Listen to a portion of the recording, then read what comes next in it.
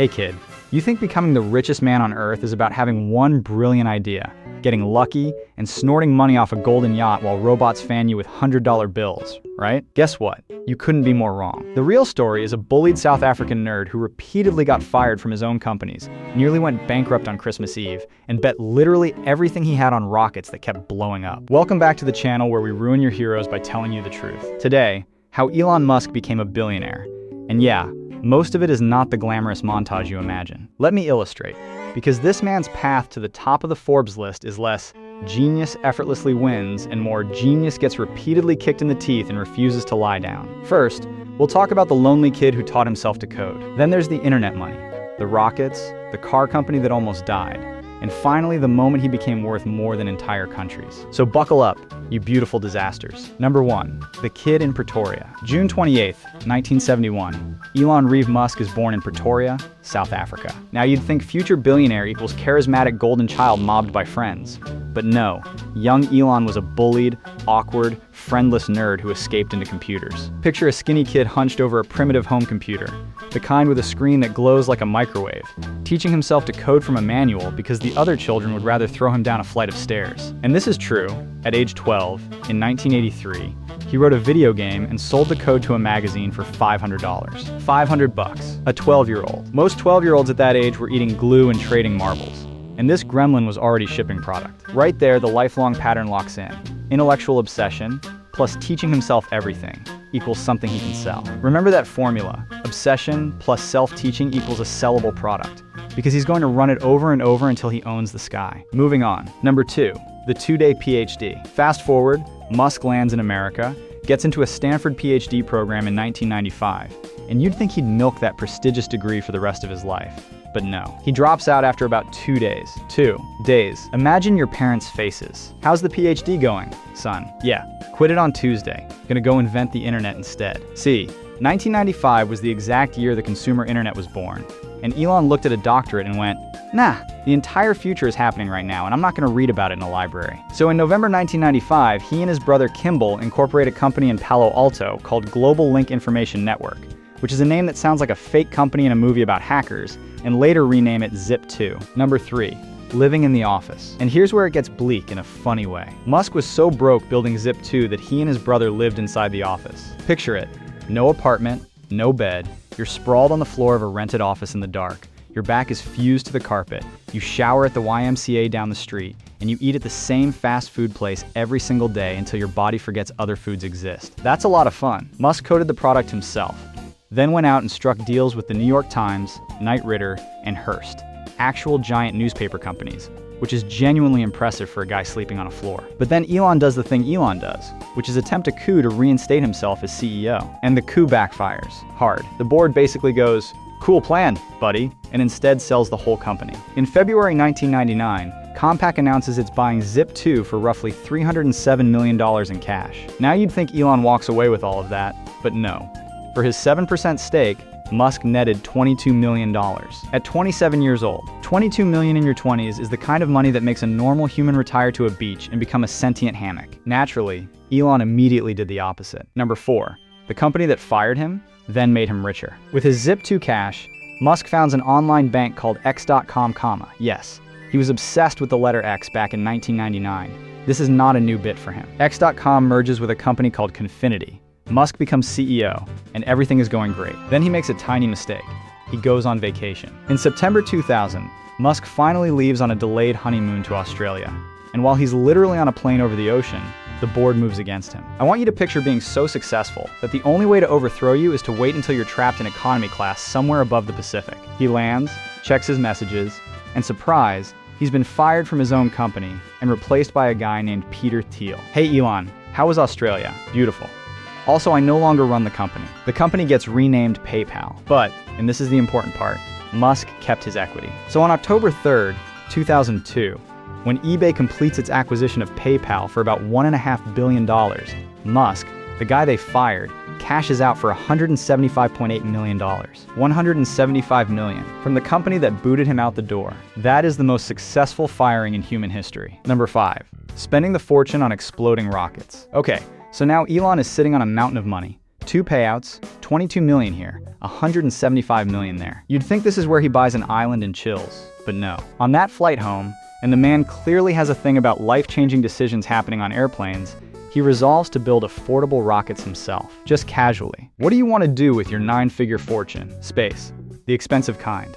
The kind that explodes. On March 14th, 2002, he found SpaceX in El Segundo, California, and personally invests $100 million of his own money into it. $100 million into rockets, which, historically, are basically controlled bombs with a payload glued to the top. He hires actual aerospace veterans like propulsion genius Tom Mueller and a future legend named Gwynne Shotwell, and they start building a rocket called the Falcon 1. And then it blows up. And then it blows up again. And then, say it with me, it blows up a third time. 3 consecutive Falcon 1 launch failures. Each failure is millions of dollars and years of work turning into a fireball over the ocean. Imagine watching your $100 million cartwheel into the sea 3 separate times. Number 6, betting on cars too, because one money pit wasn't enough. Now, a sane person, having set fire to rockets repeatedly, would not also go buy into an unproven electric car startup. Elon is not that person. In February 2004, he leads Tesla's Series A round with $6.35 million, becomes chairman and majority shareholder, and then just keeps shoveling his own cash in. By January 2009, he'd put about $70 million of his personal money into Tesla alone. So let's tally the situation. His entire personal fortune is now committed to a rocket company that keeps exploding and a car company that has never made a profit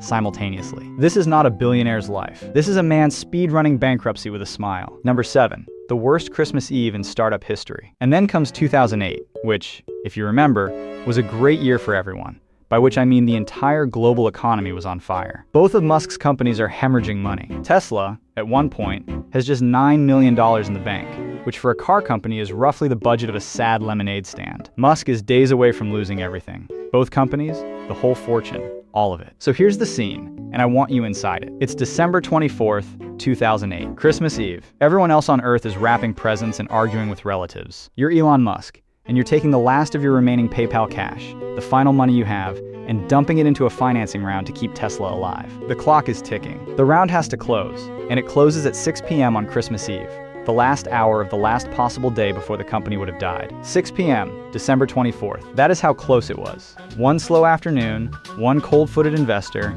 and there's no Tesla, no Elon Musk billionaire, no anything. And then, and this is genuinely insane, everything turns around at once. Tesla survives. SpaceX's 4th Falcon 1 launch finally succeeds after 3 explosions. NASA, watching that successful launch, awards SpaceX a $1.6 billion contract to resupply the International Space Station. $1.6 billion. From basically a coin flip away from oblivion to a $1.6 billion government contract. Then Daimler buys a 10% stake in Tesla for $50 million. And in June 2009, the US Department of Energy approves $465 million in loans. The man who was hours from total ruin on Christmas Eve was, within months, sitting on rocket contracts and government money. But that's just luck, yells the imaginary guy in my comments. Sure, buddy. Luck is when you bet your last dollar on the exact deadline and the rocket happens to not explode on the one launch that mattered. Number 8, the explosion into the world's largest fortune. On June 29th, 2010, Tesla goes public. It prices its IPO at $17 per share, 13,300,000 shares, and begins trading on the NASDAQ, raising about $226 million. From there, the snowball just becomes an avalanche. In 2012, Musk appears on the Forbes billionaires list for the very first time at a net worth of $2 billion. $2 billion, which, after living on an office floor eating the same fast food for years, must have felt slightly comfortable. But here's where the numbers stop making sense to a human brain. Musk started the year 2020 worth about $27 billion, and over the course of that single year, driven almost entirely by Tesla stock, going absolutely vertical, his net worth grew by roughly $150 billion. In 1 year, he owned about 20% of Tesla. The stock exploded, and his wealth went up by $150 billion. That's more money in 12 months than most enormous companies are worth in total. Then on January 7th, 2021, Elon Musk surpasses Jeff Bezos at a net worth of $285 billion to become the richest person in the world. And in November 2021, he becomes the first human being ever worth more than $300 billion. $300 billion. Let me try to make that real for you. If you somehow earned $1,000 every single day since the literal birth of Jesus Christ, you would still not be a billionaire. And Elon had 300 of those billions. Quick word from today's sponsor, because keeping track of a fortune that size apparently requires a budgeting app, and you, peasant, could use one too. I'm the kind of person who checks his bank balance and immediately closes the app out of fear, so I get it. Today's sponsor helps you actually see where your money goes, subscriptions you forgot about, that streaming service you haven't opened since 2019, all of it laid out plainly. I started using it myself and discovered I was paying for 3 things I genuinely could not remember signing up for. Hit the link in the description for a free trial, because while you'll probably never out-earn Elon, you can at least stop hemorrhaging cash like a man funding 2 startups at once. Now, back to it. So what's the actual lesson here? You'd think it's have a vision and never give up. Some inspirational poster nonsense. But the real DNA of this story is darker and weirder. It's a bullied kid who sold code at 12, got fired from 2 of his own companies, set $100 million on fire watching rockets explode, and bet his entire remaining fortune on the literal last hour of the last possible day. The richest man on Earth got there by being repeatedly one bad afternoon away from having nothing. Honestly, I'd advise against trying it. The success rate of bet everything on Christmas Eve is not great when your name isn't Elon. But the kid teaching himself to code on a glowing screen in Pretoria, friendless and bullied, eventually became the wealthiest human in history. And somehow that's both the most inspiring and most exhausting thing I've ever narrated. And that's the story. I'm gonna go check my budgeting app and cry. See you next time.